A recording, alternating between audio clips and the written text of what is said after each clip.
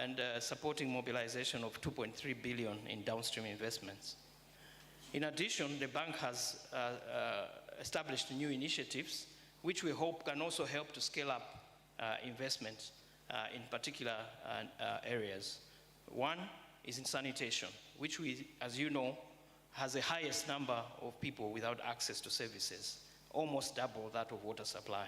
So clearly we need to do something to enhance investment in sanitation. And so we launched last year what we call the Africa Urban Sanitation Investment Initiative, or AAECIE, which we believe will be a game changer in scaling up investments in urban sanitation. It seeks to mobilize grant funding to help development of projects and building of capacity, but also mobilize private sector to invest in urban sanitation. So we're looking at off-site sanitation, treatment of sludge, recycling, and improving service delivery to over 15 million Africans in the next 10 years, and mobilization of over $7 billion in downstream investment for sanitation. We'll provide more details on this new initiative, I think it's tomorrow in a specific session if you check in the program. In addition, we are developing an initiative to support our water utilities. We call this the Africa Water Utilities Transformation and Viability Enhancement Initiative. Why are we doing this? It's because we believe that strong, effective, efficient, and financially sustainable utilities are critical to achieving the objectives that we want, which is to scale up and improve service delivery to the majority of Africans. Through this initiative, we'll be supporting, targeting utilities across the continent that have a willingness and demonstrate a desire to improve operational efficiency, technical capacity, as well as improve their financial sustainability longer term.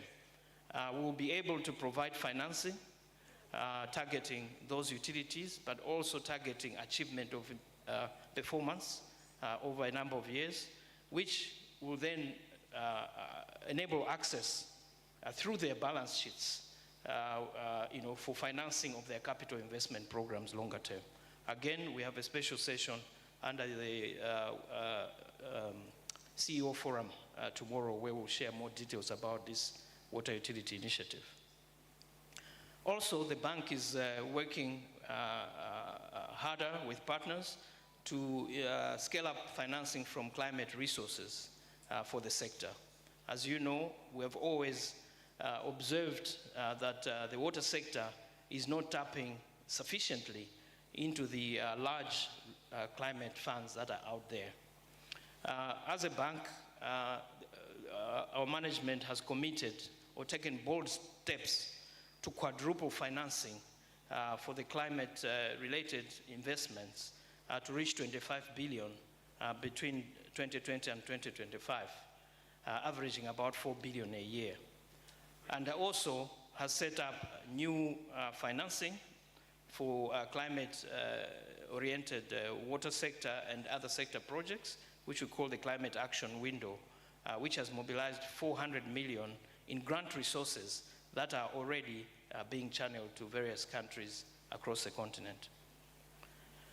So, looking at the theme of this session, which is operational and financial frameworks instrumental to drive change, I would like to share 3 points that we believe are critical to making a difference. First, as I mentioned, it is really about utility performance, which requires intentional commitment from policymakers and regulators, as well as the service providers, to improve the performance of utilities.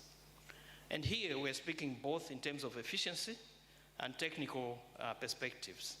And there are some utilities on the continent which are good examples. I would like to cite Sodesi in Cote d'Ivoire, the city of Windhoek in Namibia, as well as the National Water and Sewerage Corporation here in Uganda.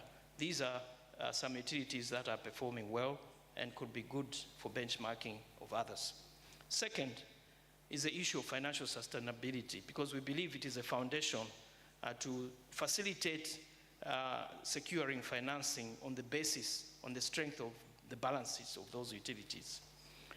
We believe that this primarily covers the aspect of cost-reflective tariffs that can cover fully operational costs, but also enable liquidity and robustness of the business. On this note, we also have some good examples on the continent, such as the Alexandria Water Corporation in Egypt and the Lusaka Water and Storage Corporation in Zambia. These are some good examples that have been able to implement a pathway towards financial sustainability. Again, they are very good lessons to learn for others across the continent. Thirdly, is the issue of enabling environment. That is key to attracting investment. So enabling environment at national level, which means the policies and regulatory framework must be good enough to attract investment, not only from financiers and sovereign resources, but also for private sector investment, which can supplement what the public sector cannot do on its own. So we're looking at improving institutional frameworks and policy frameworks that enable the sector to thrive. So if there are three things that you must take away from this keynote, these are the three.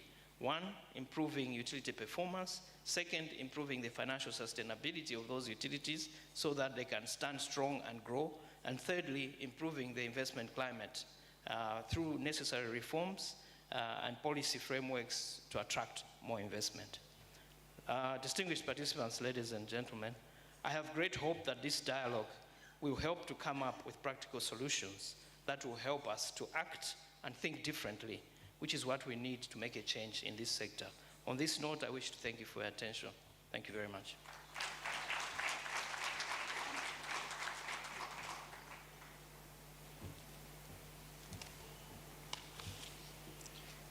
Thank you very much, Chair, for that. Can we give him another round of applause, please?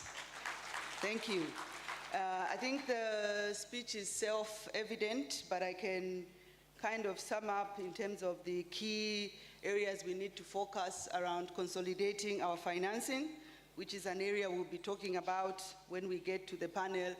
Improving or maintaining performance of utilities, again, another subject that we will be talking about on the panel. I will not make many comments now. I would like us to move on. And I'm going to invite our second keynote speaker. He's a man who's well known to the sector, Professor Hamanth Kassan. He is the president of the International Water Association. And by the way, most of you probably didn't know, like me, until this morning, that AAECIE has 70 countries as members, with over 9,000 individual members in over 100 countries. So if you are not yet a member of AAECIE, please try and join this network that can help you grow your own professional networks. Professor Khan has been very active in the local, continental, and global water sector for some 35 years or so. He has also worked as General Manager of Scientific Services at Rand Water for over 20 years. And prior to that, he did work as Dean of the Faculty of Applied Sciences at Durban University of Technology in South Africa. So for those of you who are looking for inspiration, we have a man in this room that can inspire us. Professor, I would like you to come up front, please. And Prof will be talking to us about the pivotal role of utilities for a water-secure Africa. Professor, the floor is yours. Thank you.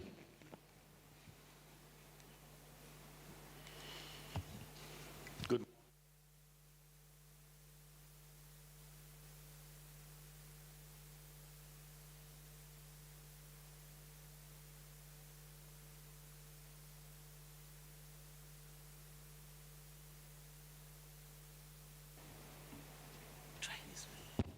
Great, thank you very much. Needed a lady's touch to get that going.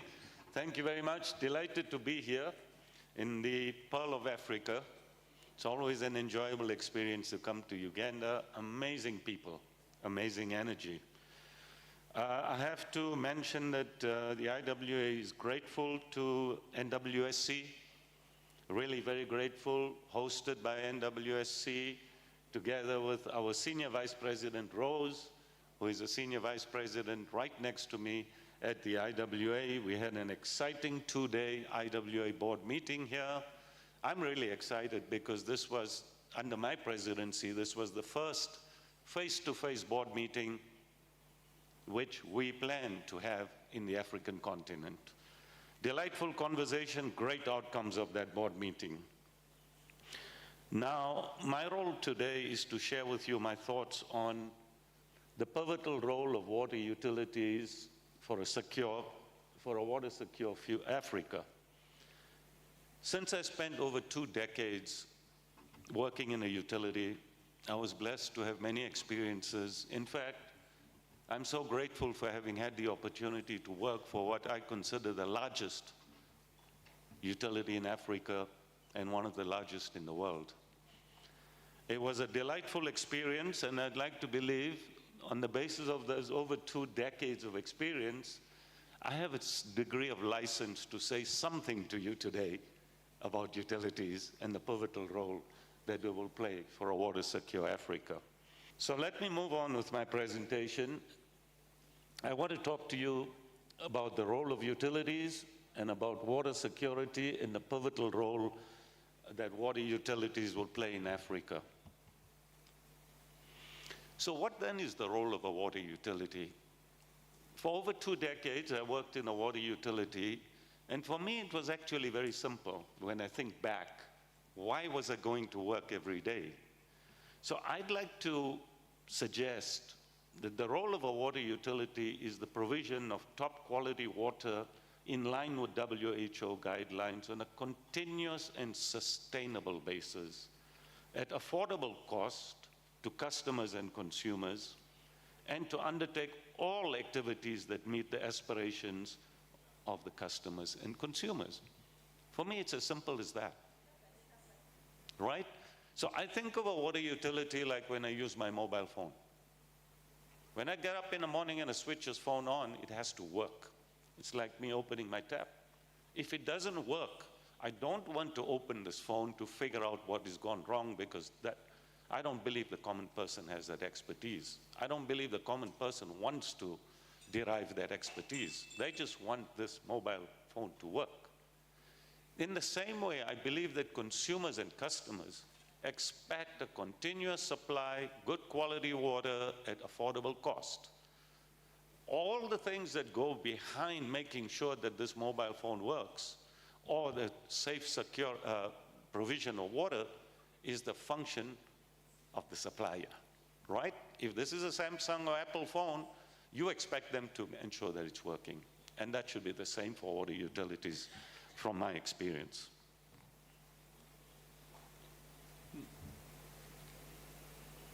Oops.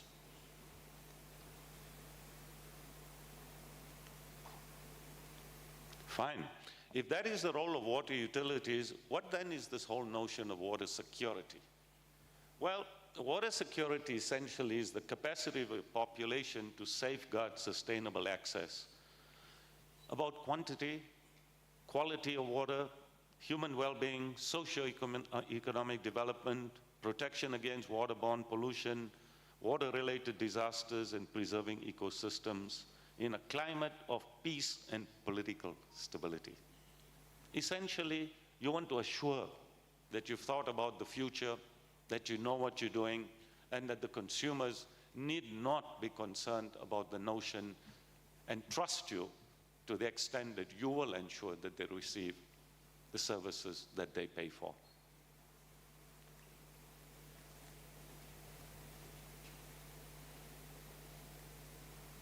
Now, the previous speakers indicated that at this stage, we cannot be proud of the progress that we've made on the SDGs in Africa, because the progress is uneven. There's a need for accelerated effort by 2030. Improved access to water drinking services has occurred, however, significant disparity between urban and rural. Lots of work to be done. Of the 48 countries, only Egypt and Tunisia are on track for universal access to sanitation. So we have a long way to go. Where water stress will be the highest by 2050, that picture is self-explanatory. You want to look at the black and the red zones to begin to realize where the water stress is expected to be by 2050. We need to be prepared. We need to put in steps to ensure that we are able to rise to this challenge. So how have water utilities historically approached water and sanitation services?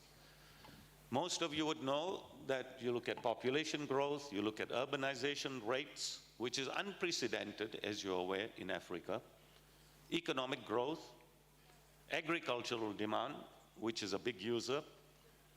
We like to build more dams. We like large, centralized water and wastewater works. And we thought in the past we will put this infrastructure in, if we can, just in time. Well, what's changed in the world? The first thing is we experienced COVID, which was not expected. This was a wake-up call, no doubt. Secondly, climate change. I would argue it was expected. Some people still don't believe it was expected. I think we ought to have a wake-up call around climate change quickly. Urbanization was expected. Political instability wasn't expected. And it's becoming a reality in one form or another. And we ought to be thinking about this in terms of water and sanitation services and the impacts. This is a cartoonist, so to say, from South Africa. And I was quite interested. When we had the fires on the west coast of the USA, this is what appeared in the press in South Africa. And as that picture depicts, it's a picture from Hollywood, and it's trying to say we should have made more movies on climate change.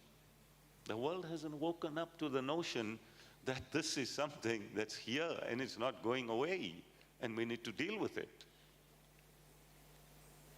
So how do we move towards water security? How do utilities move there? These are some of my thoughts. Firstly, we need to upgrade our infrastructure to minimize water loss. Water loss is a particular challenge that we need to overcome in the African continent. We need to move away from centralized and mobilize decentralized approaches and innovative water-efficient sanitation technologies. I think that the notion of using 6, 8, 10, 12, 15 liters of water every time you flush a toilet might have been great 150 years ago when the toilet was invented. It's out of phase, it's out of fashion, it's not sustainable. We need different solutions. Thirdly, we need to formulate and implement policies that foster sustainable water management practices and water conservation. We need clear water use regulations, not complicated, simple, clear water use regulations for industries, business, and households. We need to be supporting research and development into sustainable and water-efficient agricultural water and sanitation processes, because these are the big users. The digital future we need to embrace, but very quickly, because the opportunities to quantum leap in terms of how we manage our systems, predictive modeling, etc., are all before us now to use. And most importantly, action must be taken against climate change. Industries driving pollution and biodiversity loss. The climate crisis is a water crisis and will only worsen as extreme floods, weather, droughts, and heat prevail. We ought to be prepared. I cannot begin to talk enough about the notion of having good governance, leadership, and accountability. In fact, amongst 15 ingredients that are found to be necessary in order for you to transform the water sector, this is at the top of the list.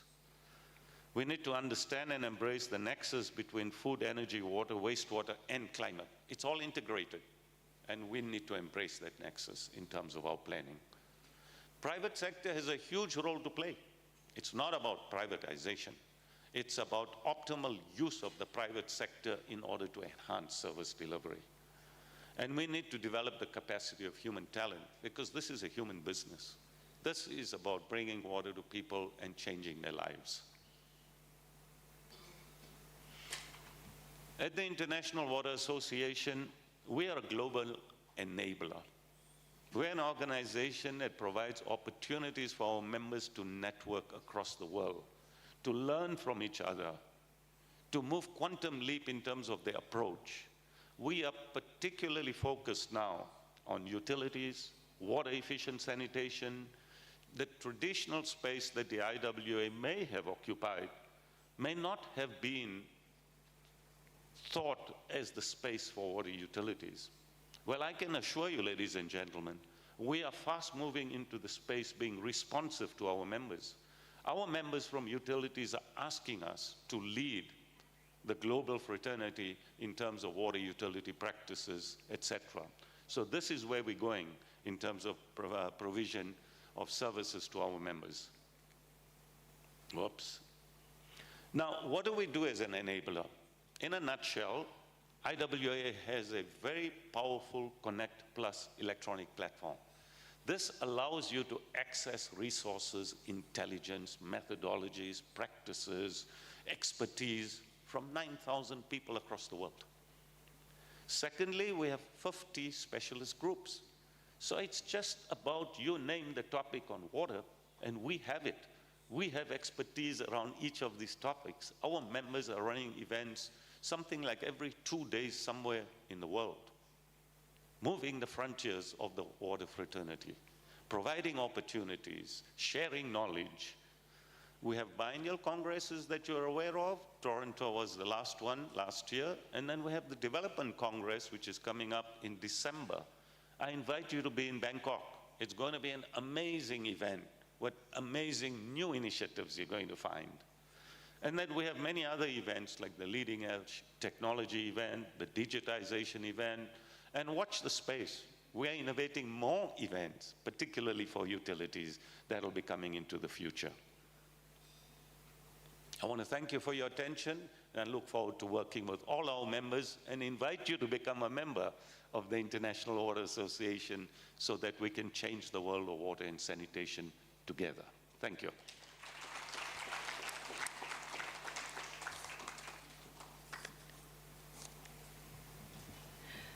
Thank you very much, Professor. Another hand of applause, please. Thank you. And I think he has done a good job telling us about IWA and selling why we should be members of that association, especially if you are a utility.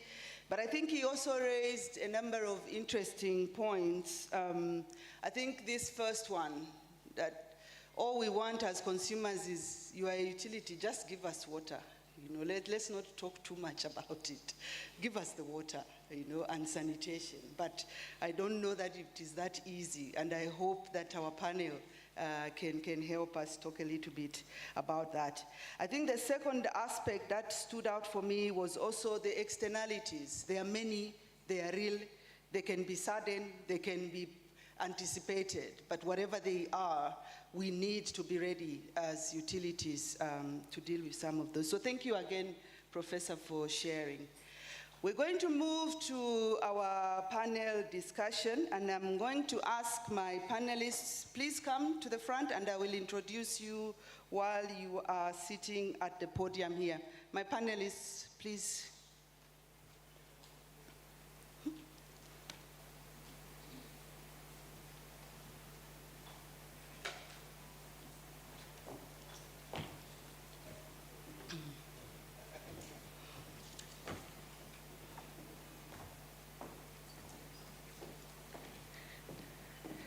Right.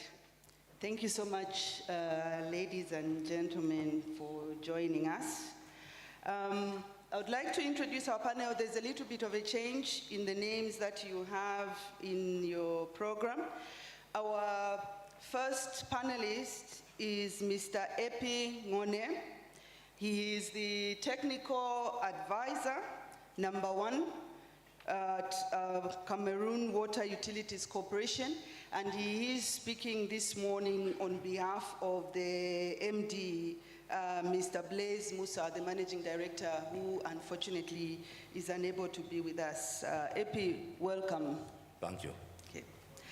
Our second speaker is Engineer Johnson Amayo.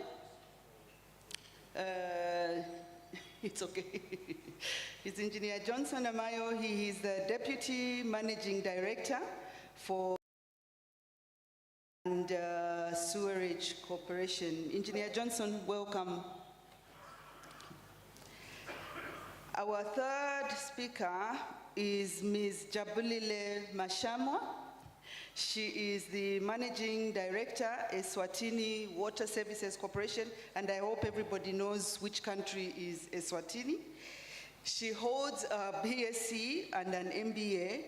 She has served as the Minister for Natural Resources and Energy, as well as Minister for Commerce, Industry and Trade in Eswatini's government. And she is also an Iowa board member.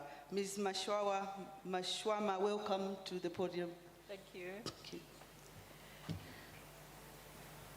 And our fourth panelist is Mr. Sifo Mosai. He is the Group General Manager for Rand Water, South Africa. He's been in that role since 2019. He is a scientist by training, but turned strategist and business leader in the water sector. And he has served as non-executive and board member in various institutions. Mr. Mosai, you are welcome. Thank you. And finally, but in no way the least, our fifth panelist is Ms. Anis Sakrani. We did meet her yesterday in the opening ceremony. She is the Water Access Director at Grundfos in Denmark, and she is leading the water utility unit, which is driving Grundfos's ambition of reaching 300 million people with drinking water by 2030. And she has in the past also worked in the energy sector in Africa and in Europe. Anis, welcome. Thank you so much, ladies and gentlemen. We are talking about institutional frameworks and financing frameworks for the water sector. Our keynote speakers have laid out the challenges for us. They also laid out some possible solutions. So I would like us to take this conversation forward. I have a question which I would like each of you to respond to from your own perspective. The water sector in Africa has been disproportionately financed by loans from either multilateral or bilateral agencies like World Bank, African Development Bank, European Investment Bank, to name but a few. Other bilateral agencies, including USAID, DANIDA, GIZ, etc., have also been actively providing grants and technical assistance programs to the sector. Now, you heard me earlier talking about my kind of crazy situation.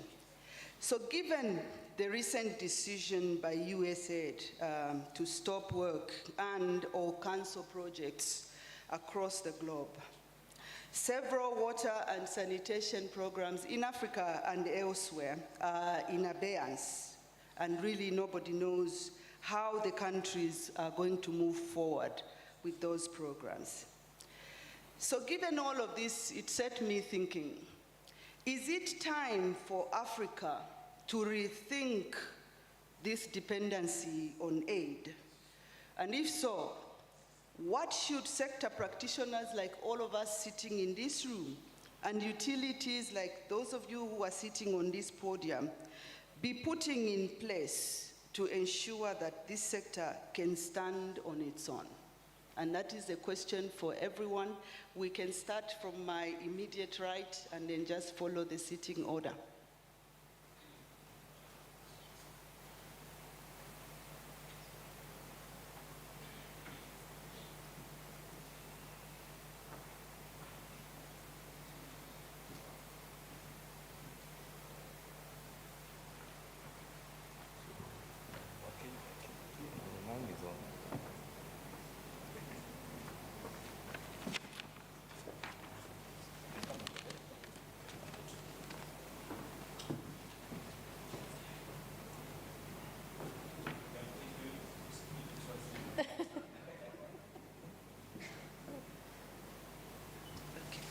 Good. Thank you, Dr. B. Ladies and gentlemen, is it still in the morning? Good morning. My name is Sipho Musai. I'm the Group Chief Executive of Rainwater in South Africa.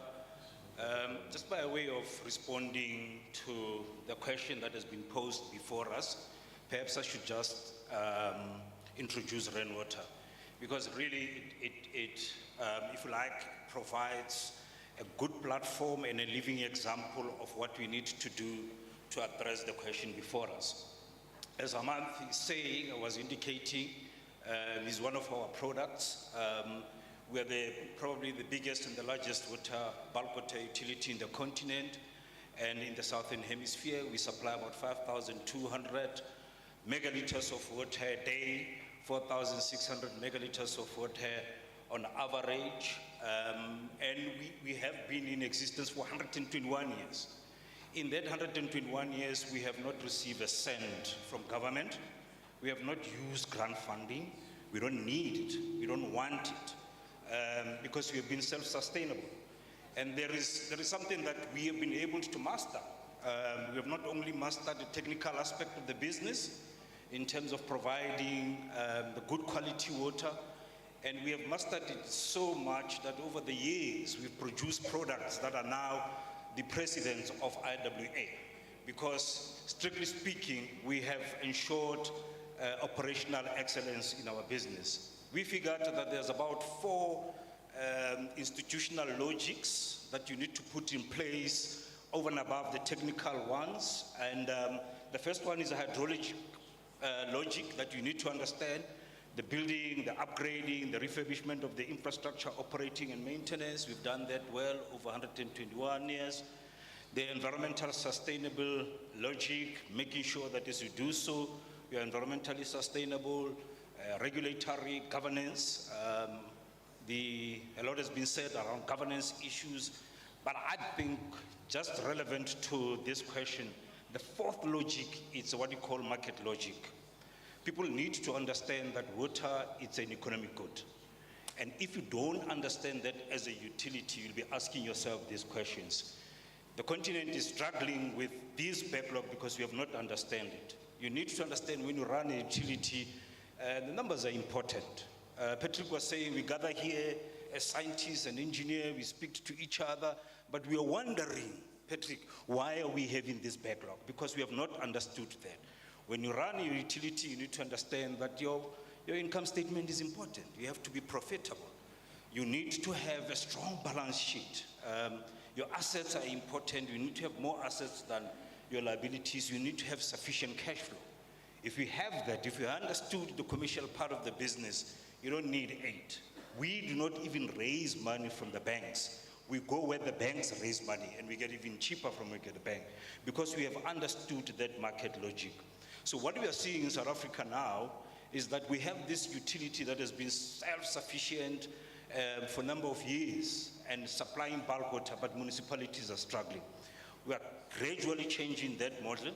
We are vertically integrating and going forward in the value chain. We are introducing what you call special purpose vehicles. We are taking now these African giant and we are getting it into the municipal space. But the first things that we need to do is people to understand that water is a commercial good. Although it is important that we provide it in terms of the constitution, but these SPVs that we're introducing, they will ensure that we upgrade, we refurbish, but we need to leverage on our strong balance sheet to raise that money into the marketplace. So if you were to ask me, yes, we have these challenges. Are they solvable? Yes, but we need to understand that water is a commercial good.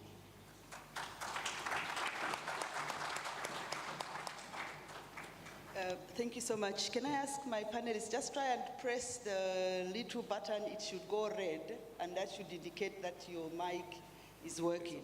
So thank you so much, Mr. Musai. Because you've answered the question like we don't actually need aid, I don't want everybody now to answer my question, but I would like to ask, is there a panelist who has a different view? Who disagrees that we do actually need aid and we should do everything we can to get that aid?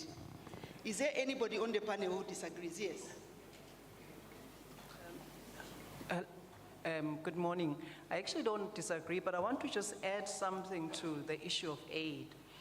And to agree with my colleague that we need to have a mindset shift, but in respect of aid, what I want us to emphasize is that we need to understand that it should not come to us as aid per se, but it should come to us as development which is owed to us, because in my considered view, those that are ahead of us developed ahead because of us. So they have something to give back to us and ensure that we develop together.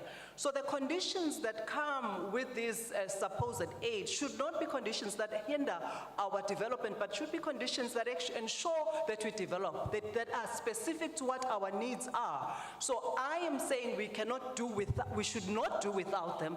They should understand that they should work with us. And therefore, what should we do, therefore, as the developing countries, as it were, is that we need to strengthen our advocacy and how we present ourselves and how we present the issue that is before us and what is in it for the development partner that's supposed to perhaps assist us, as it were. They need to understand that they have something to pay back. And what I love particularly about water is that there's nothing that equates us more than water. We are all equal. We all need to drink water, developed or not developed. So we need to understand that there is a role that they need to play to ensure that they make sure that we develop, because at the end of the day, we make their economies thrive. So yes, we should not look at it as aid, but they have a duty to play.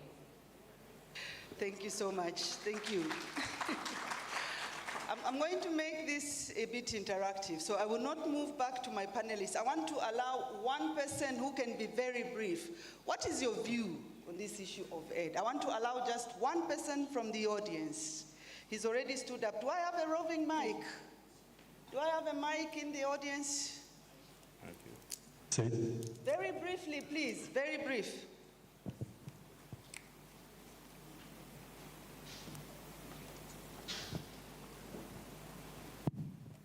Thank you so much, Doctor. Allow me to speak in French. Thank you. Je m'appelle, je suis Docteur Kwanda Bouraïma du Burkina. Par ailleurs, secrétaire général du ministère de l'Environnement, de l'eau et de l'assainissement. J'ai bien aimé votre question, docteur. J'ai bien aimé votre question parce que dès que la décision est tombée, on a vu des gens qui pleurent. S'ils savaient réellement ce que c'est que l'aide, ils n'allaient pas pleurer. Parce que derrière ce que nous avons toujours appelé aide, si vous connaissez les stratégies qu'il y a derrière, les mécanismes qu'il y a derrière, on aurait dû tout simplement changer le nom. Ça n'allait pas être aide. Et moi, je remercie très bien Donald Trump, président Trump, pour avoir suspendu cela. Je le remercie et je vais aller plus loin pour préciser le pourquoi. Je vais aller plus loin. Si vous permettez, comment se fait-il que dans un domaine aussi stratégique, aussi vital, incontournable comme l'eau et l'assainissement, je dois me faire aider par quelqu'un? Je ne le pense pas véritablement. Nos populations sont très conscientes de ça. Peut-être que nous, intellectuels, par moment, nous sommes en déphasage avec nos propres populations. Nos populations sont très conscientes que c'est des domaines de souveraineté absolue. Il suffit de leur dire, voilà comment on va marcher ensemble, voilà comment on va réussir ensemble, et il y aura une très bonne adhésion pour que nous puissions aller de l'avant. Nous avons développé tout récemment ce que nous appelons l'initiative pour le développement communautaire. On a dit à la population, pourquoi quelqu'un doit salir pour que quelqu'un d'autre vienne nettoyer? Il n'y a pas de raison. Moi, je suis enrhumé depuis hier, j'utilise du lotus. Une fois que je finis, je jette pour que quelqu'un d'autre vienne ramasser. J'ai mon domicile, je me soulage, et c'est quelqu'un d'autre qui doit venir m'aider pour que je gère mes excrétas. Ça n'a absolument pas de sens. Il faut qu'on se réveille, arrêtons de pleurer, Arrêtons totalement de pleurer et construisons notre Afrique ensemble. Je vous remercie. Thank you. Thank you so much. Thank you so much. Yeah, I've heard three things. Aid is not necessarily needed. There is aid, but that aid should be redescribed or redefined because it's about looking where we've come from and where we are trying to go, but then also aid, even when it is aid, has other ulterior motives. So three things which I have heard come out here, and I would like us to continue having that conversation with the panelists here. So I'm going to turn back to my panelists and bring in Epi again. Epi, in preparing for this session, I took a look at the 2023 JMP report, and it showed that in 2022, in the 4 countries represented on the podium here, access to basic drinking water as in definition of SDGs, South Africa was at 94.5%, Cameroon was at 69.6%. Eswatini, they corrected the number yesterday, they told me it's about 70%. And for Uganda, please feel free to correct me, Engineer Amayo, when you come to speak, but according to the JMP, they put it at 40.6%.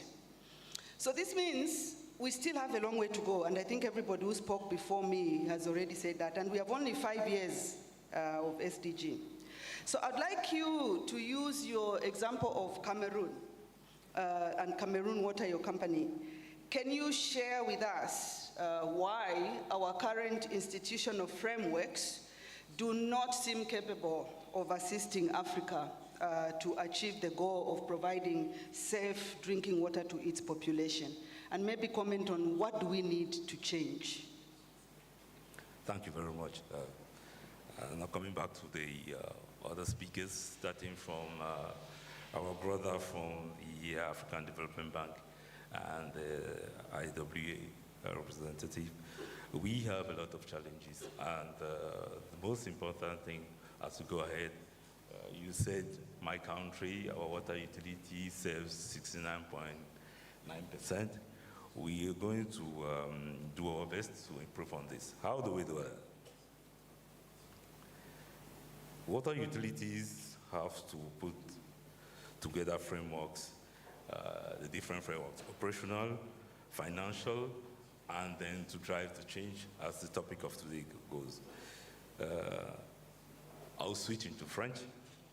En ce qui concerne le cadre opérationnel, the operational frameworks, la mise en œuvre des mesures suivantes peuvent contribuer à améliorer les performances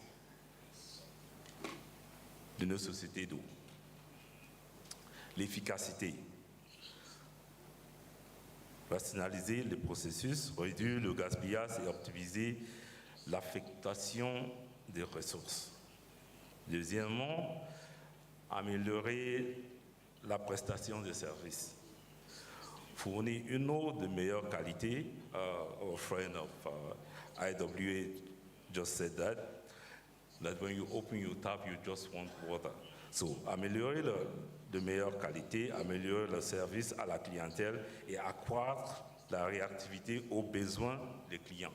This is a very important issue with non-revenue water. When a leakage is announced, how effective do we reduce time to handle this issue is one of the major difficulties water utilities have. So we have to put in place mechanisms. I want to say that the National Water Association here in Uganda is doing a formidable job concerning non-revenue water. Accroître la résilience, élaborer des stratégies pour faire face au changement climatique. We are coming back again to climate change, aux catastrophes naturelles, à d'autres perturbations. What are the financial frameworks, les cadres financiers à mettre en place? En mettant en place des cadres financiers capables de maintenir l'équilibre. Our friend there was talking about equilibrium, and my sister talked about how do we put all the financial institutions together so that we have an equilibrium in financing our sector. Les services de l'eau peuvent assurer la viabilité financière en développant les ressources de revenus en gérant mieux le coût et en maintenant une situation financière stable et équilibrée. Attirer les investissements. How do we bring in finance institutions to come into the sector?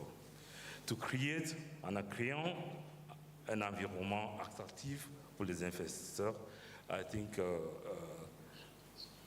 our brother of the African Development Bank talked about one of the takeaways, which is putting in place frameworks and to enable and enhance governance. Okay, thank you.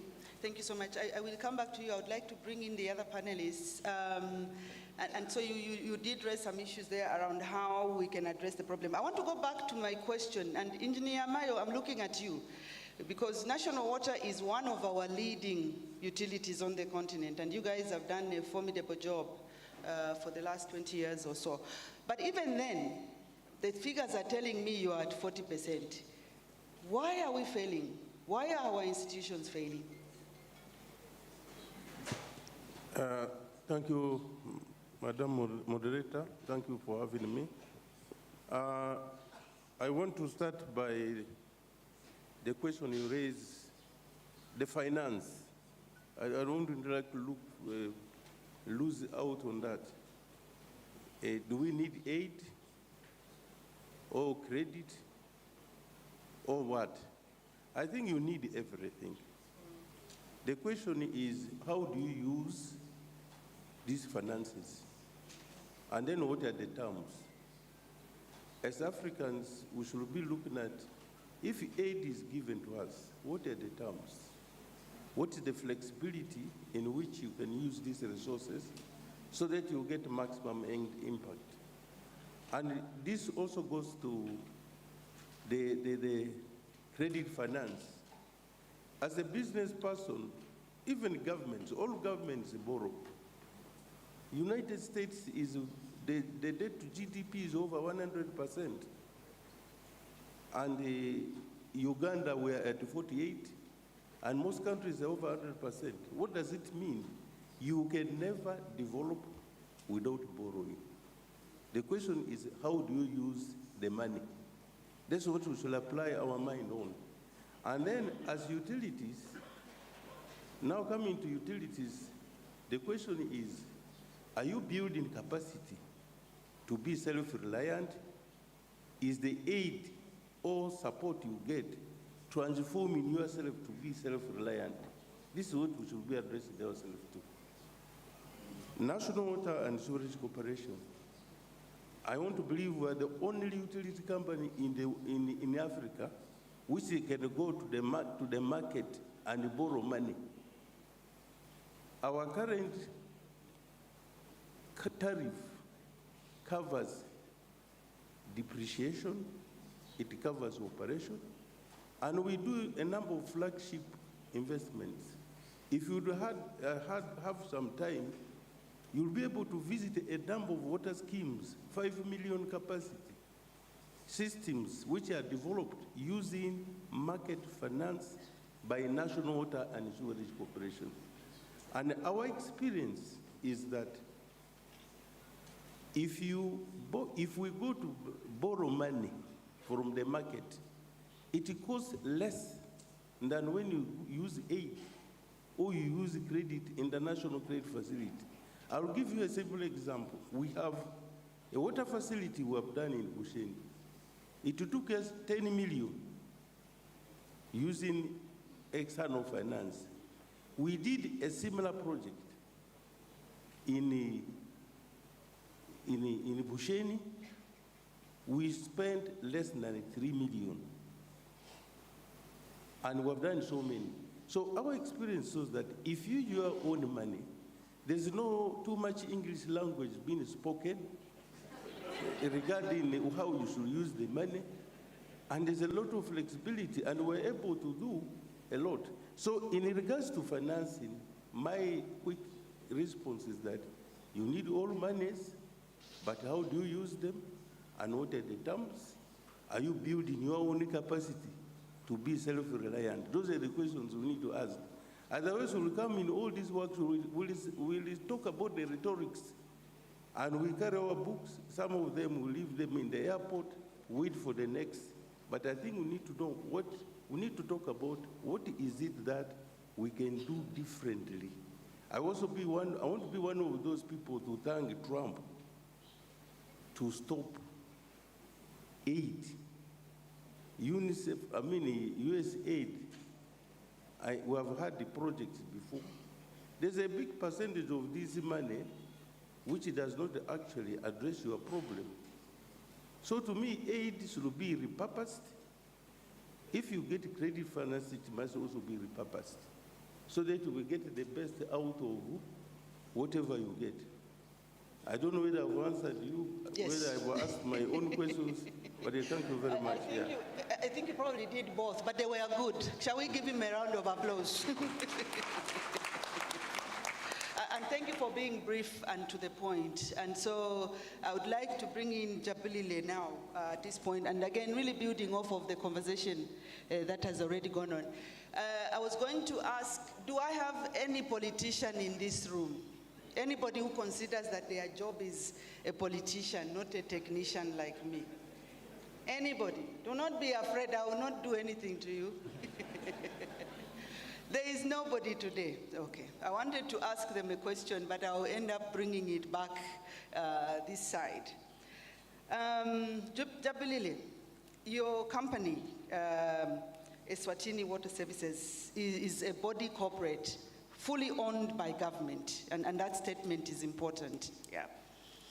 And in most African countries where I have worked, that translates into the MP, the councillor, the senator, the governor, if you live in Kenya, all of them having a say on how your company is run, which leads ultimately to very poor performance, yeah?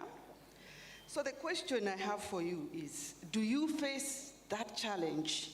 And if you don't, can you please share with us your thoughts on why you are able to remain professional despite being owned by the government? Thank you. Yes, true, we are 100% owned by government, and proudly so. And I think what we need to understand about the precious niche that we're in as water utilities is that we are providing something that's meaningful to all citizens, politicians especially. So you, rightfully so, they have an invested interest in ensuring that we actually provide water because it gives them votes. So how do you then, as a utility, position yourself such that you are meeting the need of the politician without the politician interfering with you in how you do it? So in our case, in Eswatini Water Services is one, we ensure that we set up ourselves as professionally and as efficiently as possible. We ensure that we deliver against what the needs of the citizens and the politicians are, such that they are able to see that this actually is meeting the need that I have and I do not need to interfere. What we also ensure that we do is we are proactively communicating with the shareholder and also the citizens to show them what we do. So you build a brand, the brand that is defendable by internally and also externally, so that the people that you are serving will say, hey, Eswatini Water is what we want because they are meeting the need or the gap that is there. So specifically in our case, we are set up, the legislation sets us up primarily to provide water in urban and peri-urban areas. But what has been happening over the years, because of the efficiency and the way that we are running the operation, is that the politicians themselves are now calling us out to say, hey, go and reach out into the rural areas and reach out using your very model, because the other models that we had were actually not yielding the needs of the people. They may look like they're doing something momentarily, but a year, 2 years later, the systems have gone down. So you want to set yourself up as a high-performing institution, as a utility, that actually delivers against set parameters. We also have an agreement with the government, which is a performance agreement, which we monitor, and we proactively deliver our results to them so that they know that we are not shy to say how are we performing and what can they hold us against. Therefore, if you meet that one politician, those one or two politicians that say, hey, you need to divert and do this, our numbers speak for themselves and our performance speak for itself, and you will find that the rest of the others will support your agenda because your agenda is is meeting the needs of the nation. So I think specifically what has helped us is that we've ensured good governance, we've ensured that we operate as a private sector, and we've met the objectives and continually strive to meet the objectives of what we're set up for, and we can argue against anyone that wants to suggest otherwise. Thank you so much. Shall we give a round of applause, please? Thank you, thank you. I think if I'm hearing you, I will say something in my language. I come from Zambia, from the Bemba people, and we are an oral tradition. And we have a saying in my language which says, the throne respects itself. So if you are a utility, respect yourself. I think that is what Jabulile is really telling us here. Don't expect others to respect you if you are not respecting yourself. So do what you have to do to earn the respect. I'm going to move to Anis. Anis, private companies. In Africa, at least 10 years back, if you just said private sector, you were working in the public sector, you were fired. But I'm glad things have now changed. You know, we're beginning to see governments re-engaging a little bit differently with private companies. So in your case, Grundfos has a lot to offer to the sector and companies like yours, many other companies like yours, both in terms of strengthening institutional frameworks and also bringing in the much needed investments that we are talking about. And I know from our work you have had some, I call it modest success with some of your approaches in Ghana, specifically in your work with the Community Water and Sanitation Authority. Could you share with us this experience and also comment on some of the challenges, opportunities you have faced, and also in the context of ongoing reforms in Ghana in particular? But also, what do you think African utilities, like the ones that are sitting here with you, and their governments need to put in place to enable you to have greater participation in the sector? Thanks, Barbara. So, as I think was mentioned in your introduction, that Grundfos has set a goal to reach 300 million people with clean drinking water through our partners. As a water solutions provider, we are not on the direct front line of implementation, and therefore for us, partnership is absolutely essential. We embarked on the project in Ghana to actually understand what it takes to deliver decentralized water to those that are at risk of being left behind, using innovative business models to do so. And this meant that we established the first public-private partnership for non-urban water with the Community Water and Sanitation Agency in Ghana. I'd say that the primary learning from this was, and I think it's been alluded to in various comments made, but really openness and trust. A transparency in terms of the interests of the various partners in the partnership, and a willingness to understand one another. So in the context of Ghana, our public-private partnership agreement was based on a profit-sharing agreement with the utility, the CWSA, and that meant that the finances were open. The tariffs were agreed to and actually conformed with national tariffs. So they were not exploitative of the vulnerable, which is often a very legitimate concern when ensuring that private sector partners have the same ambitions. I think also the other key thing I'd mention is that the approach we took was to solve problems together. And this also alludes to some of the comments about efficiency in water utilities. Grundfos has, some of the world's best, most energy-efficient solutions for water service delivery. And what we've actually begun to do is to take a stronger role in terms of financing, where we can provide financing to utilities to undertake improvements and make their systems more efficient. And that's simply because we believe that we need to address the fundamental barrier for utilities.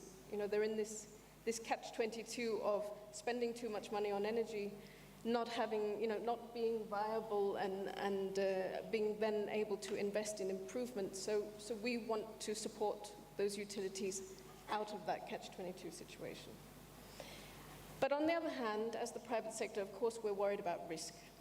And I think this is really the area where, ease of doing business is a challenge in Africa in particular, where the economies are struggling in one form or another, and that, we need to be ensuring that our interests are protected when we're making these investments.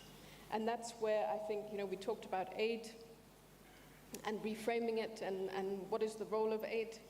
I think really about, helping the private sector to make the investments that Mr. Chirwa was reflecting on have not been significant in water, but have been in energy. Help us unlock those investments. Thank you so much. I'm going to wrap this up on the hour at 12:30, but I wanted to bring in one female member of the audience. Any female member of the audience who wants to ask our panelists a question, and you are free to ask any question. You are protected by the chair. Do I see any female hands? Yes. Mike?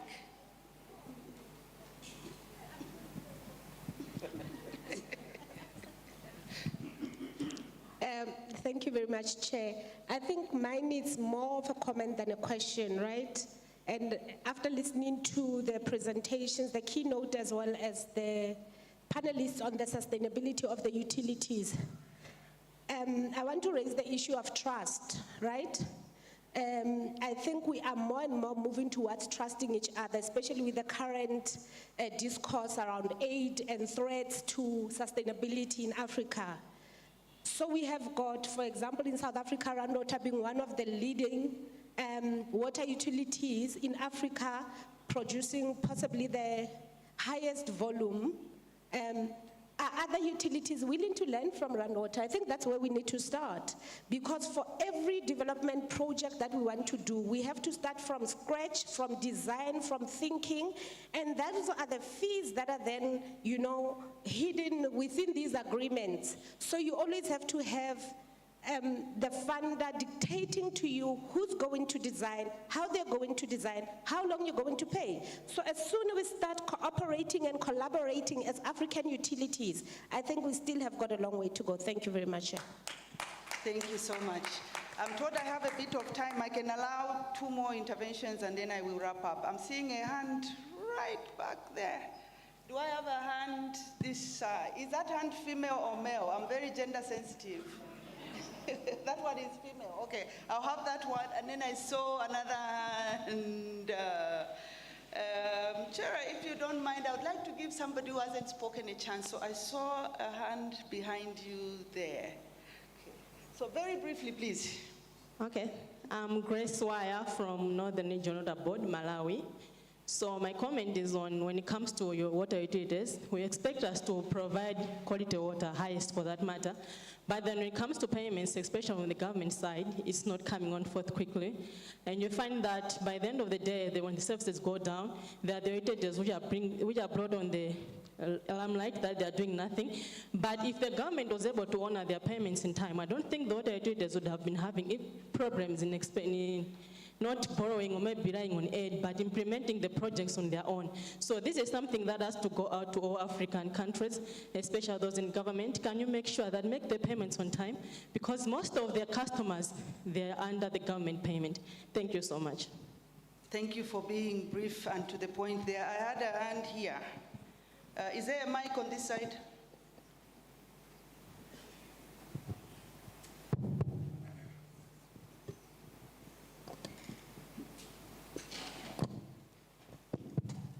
Thank you very much. My name is Mr. Nji Philippe from Camwater, Cameroon. Yes, I just want to make a comment and then maybe a question to Mr. Sipo from South Africa. Yes, my comment is on the aid. I think as long as we actually consider the mind shift is very important. as long as we consider aid, as long as in our mind we consider that it is aid, we will always mismanage the money. So it is important for African countries to start actually looking at it like loans, like bank loans, because I don't know many people who have managed to become very rich or wealthy people without taking loans.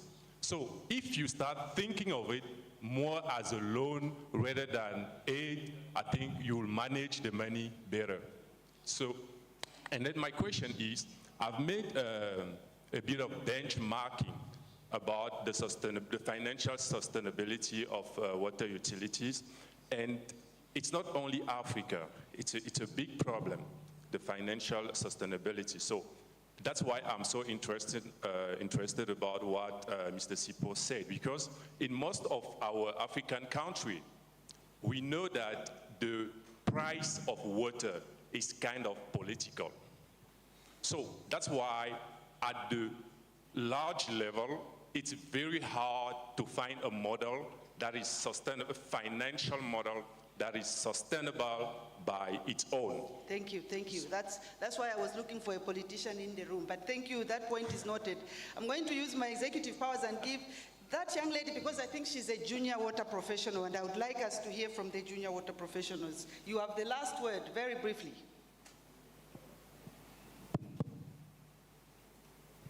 Thank you very much. I had 2 questions, but I think I'll make it one. It's also on the issue of aid. I did listen with curiosity about what you said on development that is owed to Africa in the sense of how it contributes to growing economies. So looking at the perspective of development that is owed or earned, what is the role of driving our own development? Because if we continue to rely on international aid or help from the West because of how Africa has contributed, they can pay reparations, but that's not going to get us far. So considering the global landscape and depletion in how much aid is flowing to Africa, how can Africa really drive its own development? What is our role in not relying on foreign aid? Thank you. Thank you so much. Good question. Thank you. Shall we give her a clap, please? Thank you. And I'm going to ask my panel in 30 seconds just to respond to any of the comments which have come from the floor. We'll start with Jabulile there and move our way this way. Thank you. I didn't hear the last speaker so well, but I'll respond to my sister from South Africa that says, what are we doing in terms of developing trust and collaboration? I think the purposes of AfWASA, the EOAs, etc., are to drive that collaboration. We need to begin to measure how well we are collaborating. You'll be glad to hear that Eswatini Water went to Rand Water last year to learn, because we know that it's the best in class, and we're happy to pick up lessons from there. But I think we need to begin to measure how much we are collaborating and how much we're using ourselves and our capacity that already exists in other utilities to drive the agendas of the others and not to start afresh. So I'm all for collaboration. Thank you. I just want to address myself to the sustainability aspect in terms of the finances that utilities need. And this is in response to a question which was raised on the other side, government payments. And the issue of government payments is across Africa, the non-payment by governments. And the National Water is already engaged in our government by way of convincing them that if they pay us, we can relieve them of the burden of borrowing money for large infrastructure. Because the World Bank helped us to do the credit worthiness assessment, and the National Water has the capacity to borrow 1 trillion in long-term financing on its balance sheet. It's just because our balance sheet is based on accrual accounting, and if I go to the bank, they need cash. And what the bank needs is what we only need to support our balance sheet is to have a very continuous flow of income which is coming. By government paying us in time, we will actually reduce the debt burden by way of doing most of this infrastructure ourselves. The discussions are going on well, And I can assure you, if we go through in that, you will see National TAP borrowing more money from the local banks to enable us to do infrastructure. And in that we will be able to achieve sustainability. Thank you very much. Thank you so much, Engineer Mayo. Anis, your last word. So we've heard the word very often so far in the conference, partnerships.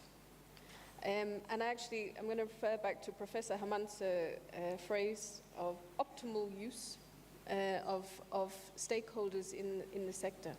And I think actually that would be my call to action for all of us to come together and understand how can we use our relative strengths in order to address both drive water access, but do it sustainably and efficiently, so that we make up for the trends that are on the way.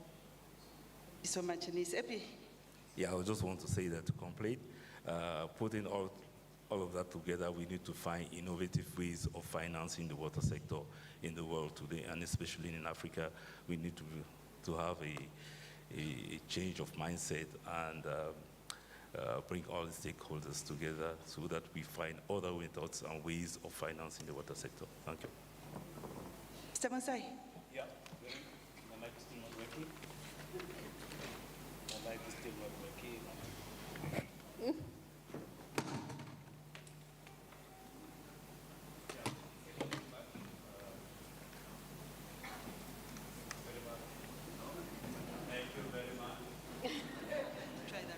Thank you so much. I think I've been everywhere in the world.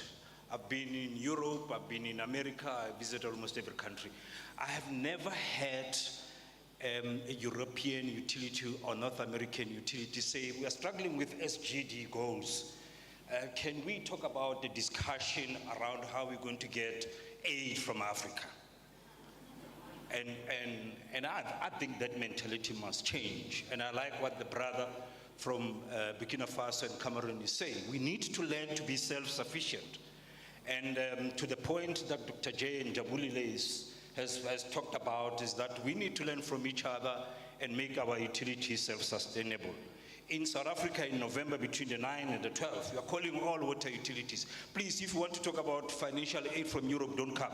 We're going to be talking about how do we make our own utilities, find solutions amongst ourselves as African brothers and sisters and utilities to remain self-sustainable. So you're all welcome to come to there, but it is possible, it can be done.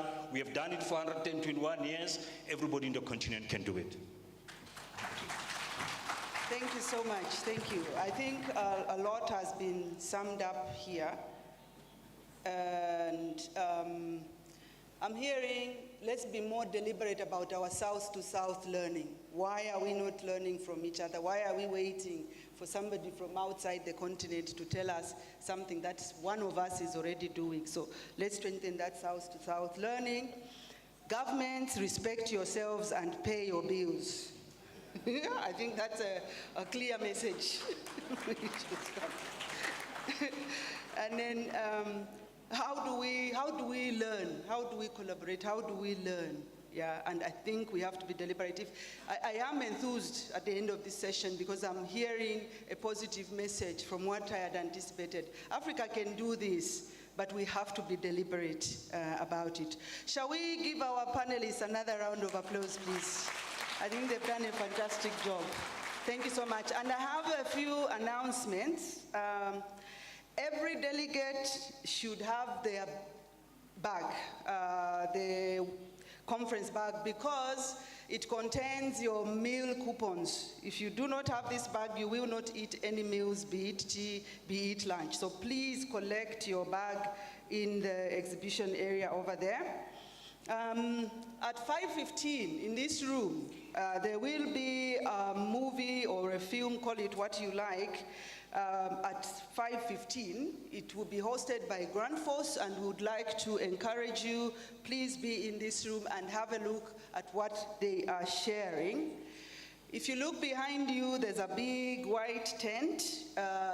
We were encouraged to take advantage of being in Uganda, so some of the things you might do is buy some nice art and crafts. They are in the tent behind us there. Lunch for this afternoon, which is immediately after this, will be in the exhibition 2. I think you have seen there's a big tent opposite the swimming pool. The lunch is in there. And then our tea will be in the exhibition hall downstairs in this room. Let me see if I have anything else. I had many papers. Yeah, the next session will start sharp 1:30 in this room.